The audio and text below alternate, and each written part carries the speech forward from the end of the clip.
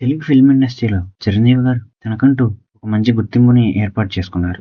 ఆయన తన నటనతో, వైవిధ్యమైన డాన్స్ స్టెప్పులతో అప్పట్లో ప్రేక్షకుల్లో మంచి క్రేజ్ సంపాదించుకున్నారు. అప్పటినుంచి ఇప్పటి వరకు అదే క్రేజ్‌తో ఇండస్ట్రీలో కొనసాగుతూ వస్తున్నారు. అయితే ఆయన మాత్రమే కాకుండా ఆయన మార్గంలో తన కుటుంబ సభ్యులను కూడా నడిపించారు. ఆయన తర్వాత తన నట వారసుడిగా పవన్ కళ్యాణ్ గారిని ఇండస్ట్రీలోకి దించి స్టార్ హీరోని చేశారు. ఆ తర్వాత పవన్ కళ్యాణ్ కూడా అన్నయ్య ఇచ్చిన అవకాశాన్ని సద్వినియోగం చేసుకుని పవర్ స్టార్‌గా ఎదిగారు. కెరీర్ స్టార్టింగ్‌లో వరుసగా హిట్ సినిమాలు చేసి తిరుగులేని స్టార్ హీరోగా ఎదిగారు. అయితే ఆయన హీరోగానే కాకుండా డైరెక్టర్ గా కూడా పనిచేశారని మీలో ఎంతమందికి ముందే తెలుసో కామెంట్ చేయండి ఫ్రెండ్స్. పవన్ కళ్యాణ్ గారు డైరెక్టర్ గా చేసిన ఏకైక సినిమా జానీ. ఈ సినిమా భారీ అంచనాల మధ్య రిలీజ్ అయ్యి అట్టర్ ఫ్లాప్ గా నిలిచింది. అప్పట్లో చిరంజీవి గారు ఈ సినిమా విషయమై పవన్ కళ్యాణ్ గారికి కొన్ని సూచనలు ఇచ్చారట. అవేంటంటే కథ బాగుంది కానీ ప్రస్తుత జనరేషన్ కి కనెక్ట్ అవ్వకపోవచ్చని అన్నారట. అయినప్పటికీ వినకుండా ఈ సినిమాని సక్సెస్ చేస్తానన్న నమ్మకంతో పవన్ కళ్యాణ్ గారు ఈ సినిమాని తీశారట. కానీ ఆ సినిమా ఆశించిన విజయాన్ని సాధించలేకపోయింది.